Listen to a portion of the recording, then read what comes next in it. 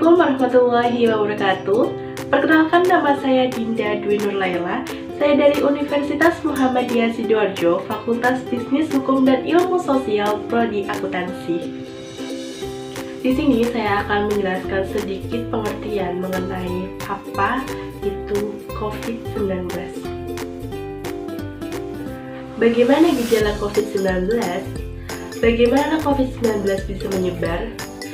Dan bagaimana pencegahan COVID-19? Permasalahan apa saja yang terjadi akibat COVID-19? Apa yang harus kita lakukan agar wabah COVID-19 ini cepat berlalu? Banyak sekali pertanyaan-pertanyaan yang timbul akibat pandemi COVID-19 ini. Seperti contohnya yang saya sebutkan tadi, daripada berlama-lama, mending kalian simak penjelasan video berikut. Pertama-tama, saya akan menjelaskan mengenai arti COVID-19. COVID-19 atau biasa kita sebut virus corona merupakan keluarga besar virus yang menyebabkan penyakit pada manusia dan hewan.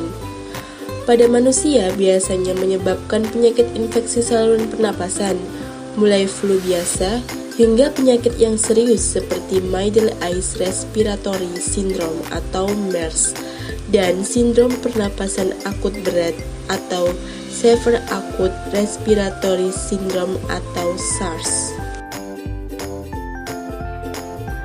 Bagaimana gejala COVID-19? Gejala COVID-19 hampir mirip dengan flu. Contohnya seperti demam, batuk kering, kelelahan, hilangnya indera perasa atau penciuman, sesak nafas, dan sakit kepala. Bagaimana COVID-19 bisa menyebar? Cara penyebaran virus corona ini, virus yang menyebabkan COVID-19 terutama ditransmisikan melalui droplet atau percikan air liur yang dihasilkan saat orang-orang terinfeksi batuk, bersin, atau menghembuskan nafas. Droplet ini terlalu berat dan tidak bisa bertahan di udara, sehingga dengan cepat jatuh dan menempel pada lantai atau permukaan lainnya.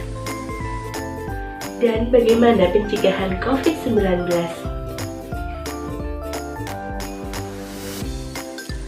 Cara pencegahan penularan virus COVID-19 ini bisa kita terapkan melalui yang pertama, mencuci tangan secara teratur menggunakan air dan sabun. Yang kedua, ketika batuk dan bersin, tutup hidung dan mulut Anda dengan tisu atau lengan atas bagian dalam. Yang ketiga, hindari kontak dengan orang lain. Yang keempat, hindari menyentuh mata, hidung, dan mulut. Yang kelima, hindari berpergian keluar rumah saat Anda merasa kurang sehat. Yang keenam, selalu pakai masker dan bawa hand sanitizer ketika sedang keluar rumah. Permasalahan apa saja yang terjadi akibat COVID-19?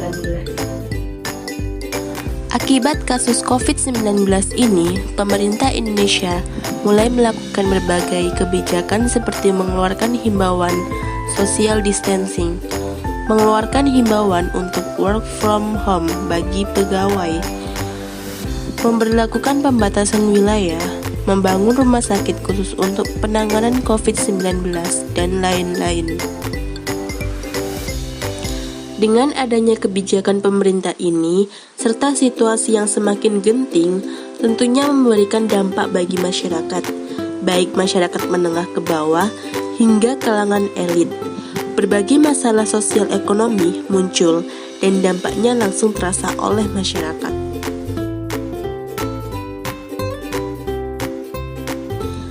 Yang kedua, banyaknya pengangguran.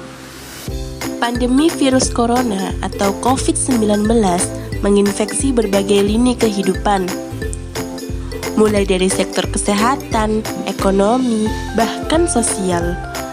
Pada perekonomian sendiri, pandemi COVID-19 membuat pertumbuhan ekonomi nasional pada kuartal 2 lalu minus 5,32%.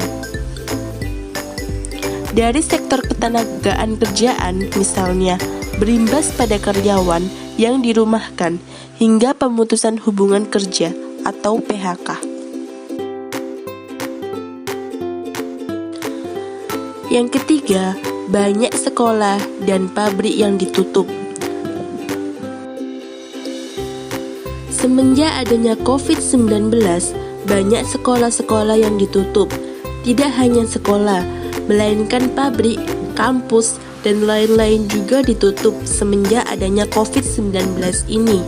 Sehingga para siswa-siswi, mahasiswa-mahasiswi tidak melakukan pembelajaran tatap muka, melainkan menerapkan pembelajaran daring.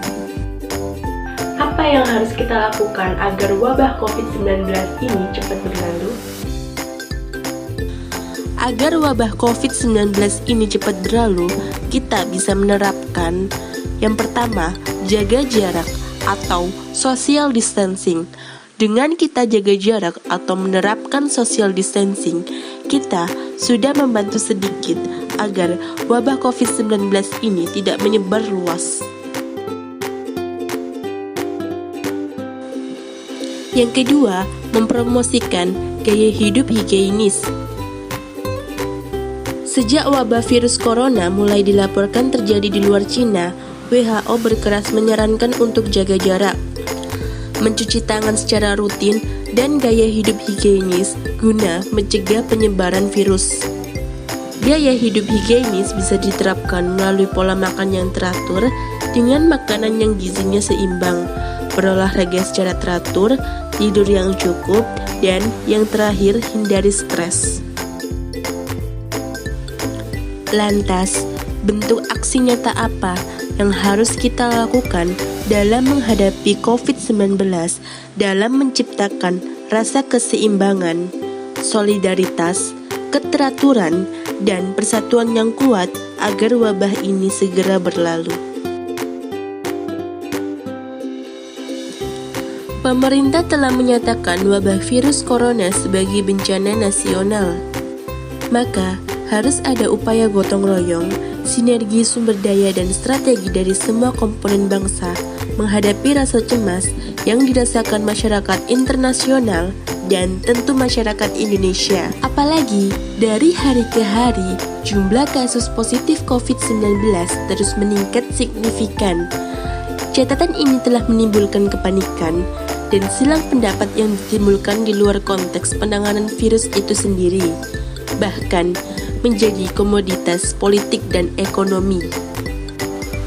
Lakukanlah vaksin agar tidak terjangkit virus COVID-19.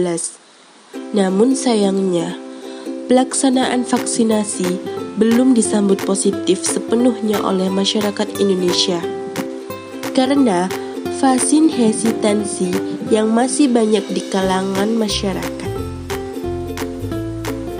Vaksin hesitansi sendiri merupakan keengganan dan ketidakpercayaan masyarakat terhadap vaksin dan imunisasi menjadi penghambat terbesar upaya melindungi masyarakat dari berbagai penyakit berbahaya yang bisa dicegah dengan imunisasi atau PD3I.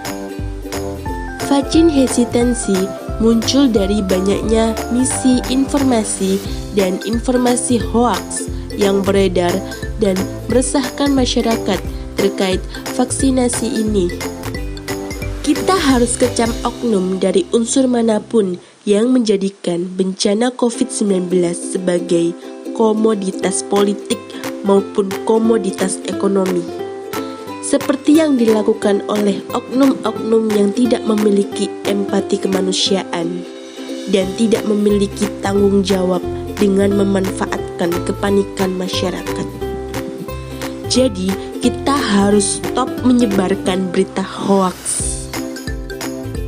Terima kasih, kurang lebihnya mohon maaf. Saya Dinda Dwi Nurlaila pamit undur diri. Wassalamualaikum warahmatullahi wabarakatuh. Sampai jumpa.